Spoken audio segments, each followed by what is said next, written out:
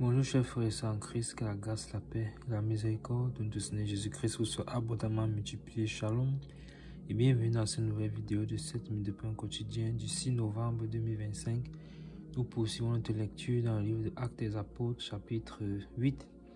Nous allons lire aujourd'hui le verset 39. Ce verset 39 est en même temps l'avant-dernier verset du chapitre 8. Donc on est presque arrivé à la fin de ce chapitre 8 et c'est également l'apothéose de tout ce que le Seigneur a commencé à faire au travers de la vie de son serviteur Philippe, qu'il a utilisé puissamment premièrement en Samarie, dans les contrées de Samarie, et ensuite pour cet eunuque éthiopien qui était venu à Jérusalem pour adorer et qui s'en retournait en Éthiopie dans son char, lisant le prophète Ésaïe, mais ne comprenant pas ce qu'il lisait.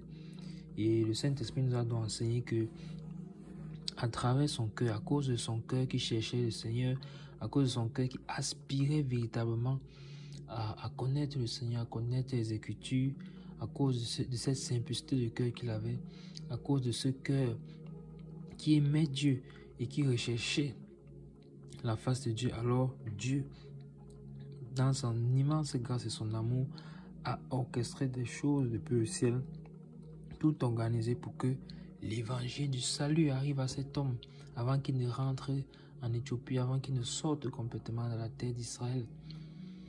Et donc, l'ange est apparu à Philippe pour lui donner les directives de ce qui concernait sa mission. Et cela nous a également montré que non seulement cela, Philippe également lui était dans une attitude de recevoir les instructions du Seigneur, comment est-ce qu'il devait se diriger après avoir été utilisé en Samarie.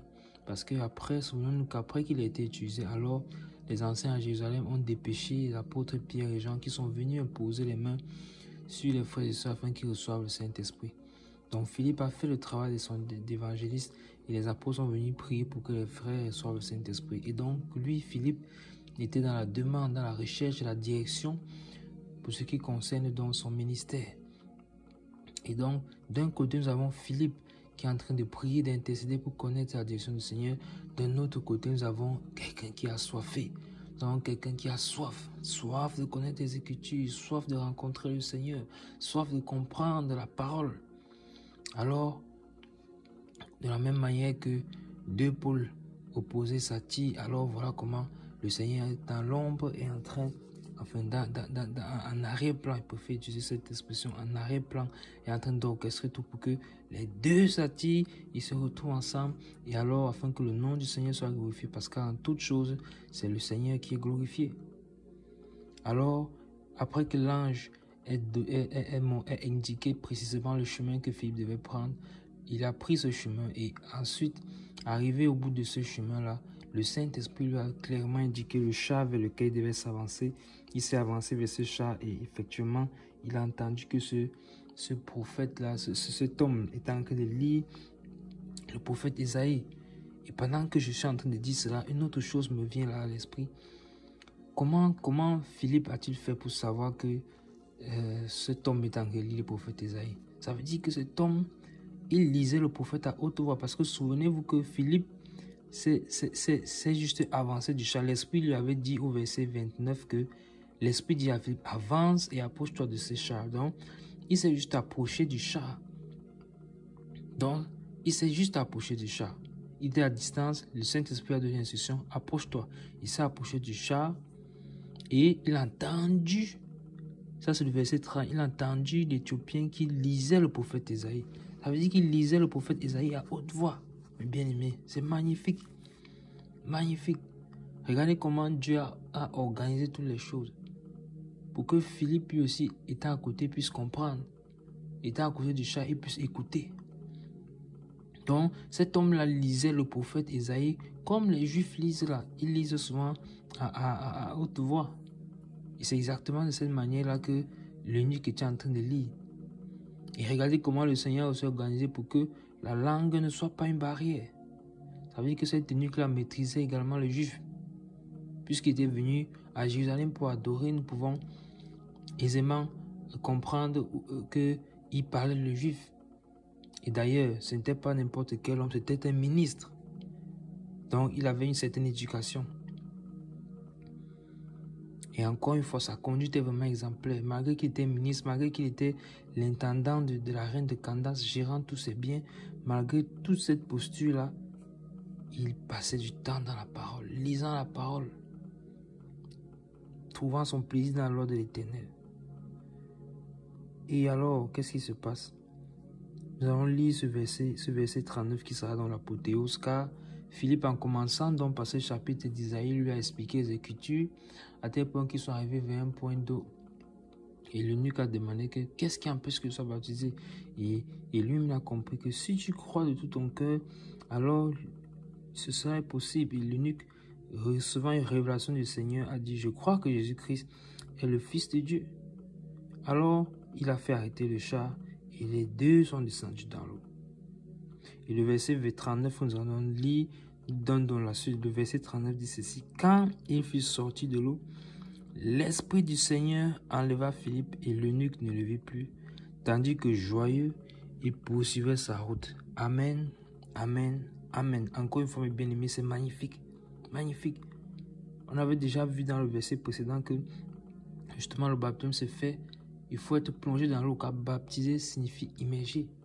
Et le verset 39 nous confirme qu'effectivement c'est ce qui s'est passé, car le verset dit quand il fut sorti de l'eau. Donc quand ils sont sortis de l'eau, ça veut dire qu'ils sont allés vers les eaux, ils sont allés dans les eaux. Alors l'Esprit du Seigneur enleva Philippe et l'eunuque ne le vit plus. C'est magnifique mes bien-aimés, magnifique. Je suis vraiment tellement béni et tellement étonné de voir comment est-ce que le Seigneur peut organiser tout ceci rien que pour une âme.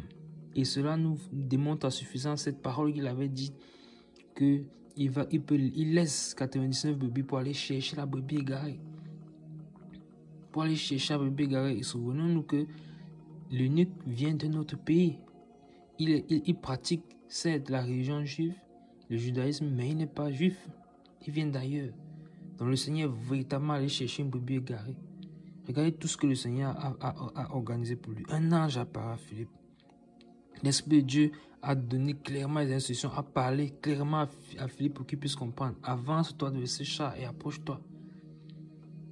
Et encore une fois de plus, mes bien-aimés, Philippe va encore vivre quelque chose que pratiquement personne dans le Nouveau Testament n'a vécu. Pratiquement personne. Et cela nous montre encore à suffisance que regardez d'abord l'attitude, parce qu'on a deux enseignements ici. L'attitude de Philippe depuis le début, comme on avait vu comment il intercédait pour savoir quelle serait la direction de son ministère, la direction de la suite après la Samarie. L'ange lui est apparu. Donc non seulement l'ange lui est apparu, c'est bénéfique pour lui, mais ce ne sera pas seulement bénéfique pour lui, puisque ce sera bénéfique pour lui, parce que voilà, il a une rencontre avec un ange, mais bénéfique également pour l'eunuque, parce que l'ange lui apparaît dans un but, pour une direction. L'ange ne nous apparaît pas juste comme ça, c'est pour un but. Parce que le Seigneur dépêche les anges, c'est pour nous délivrer un message. Ce sont les messagers au service du Seigneur, au service de Dieu. Alors, qu'est-ce qui se passe? Ça, c'est le premier enseignement. Dépendre du Seigneur. Et regardez comment, à cause de cette dépendance, il va encore vivre quelque chose que presque personne n'a vécu dans les Saintes Écritures. Disparaître comme ça, être transporté physiquement d'un endroit à un autre par le Saint-Esprit. C'est magnifique. Donc, encore une fois, nous avons ces deux hommes que nous avons vus. Premièrement, Étienne dans le chapitre 7 et maintenant Philippe dans le chapitre 8. Des hommes véritablement remplis du Saint-Esprit qui ont un bon témoignage. Et dans le deuxième enseignement, c'est l'eunuque. La disposition du cœur, cette simplicité du cœur. Ce cœur qui désire rencontrer le Seigneur, ce cœur qui désire connaître le Seigneur, ce cœur qui désire davantage de lui, de le connaître. Regardez donc comment Dieu, donc, quand il voit ce cœur-là, il agit en notre faveur. Il agit en notre faveur. Nous sommes ses enfants et notre Père.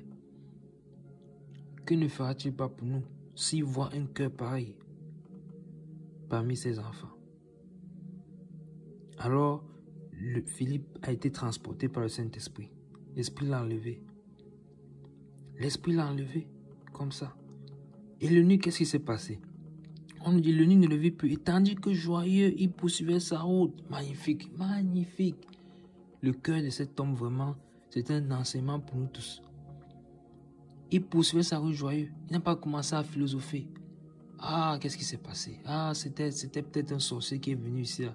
Oh, qu'est-ce qui s'est... Il a compris que c'est le Saint-Esprit à l'œuvre. Il était joyeux, il continuait sa route. Il a simplement compris que ça, c'est un envoyé du Seigneur, le Seigneur même. Le Seigneur a envoyé son serviteur rien que pour moi. Il a fini sa mission, il est parti. Il était joyeux, il poursuivait sa route. Voilà donc comment l'évangile, mes bien-aimés, rentre en Afrique à travers un homme avec un cœur pareil. On peut bien s'imaginer comment le Seigneur l'a utilisé là-bas en Éthiopie et ensuite de suite pour répandre l'évangile abondamment. Avec un cœur pareil, le Seigneur ne peut que l'utiliser. Et en plus de ça, il ne souffre pas. Il est un homme riche. Donc il peut véritablement mettre ses moyens à la disposition de l'évangile, que l'évangile soit propagé. C'est merveilleux, merveilleux. Il était joyeux. Il était joyeux pour suivre sa route. Cette simplicité de cœur, c'est ce qu'il nous faut, mes bien-aimés. Il poursuivait sa route. Gloire au Seigneur, gloire au Seigneur. Seigneur, tu es magnifique, tes œuvres sont merveilleuses. C'est magnifique. Et on véritablement ce cœur simple, mes bien-aimés. Et le Saint-Esprit nous visitera également pareillement. Nous rendons grâce au Seigneur et nous arrêtons là pour aujourd'hui. C'était tout pour les 7 minutes de pain quotidien de ce jour. Que la grâce, la paix et la miséricorde de notre Seigneur Jésus-Christ vous soient abondamment multipliées. Shalom.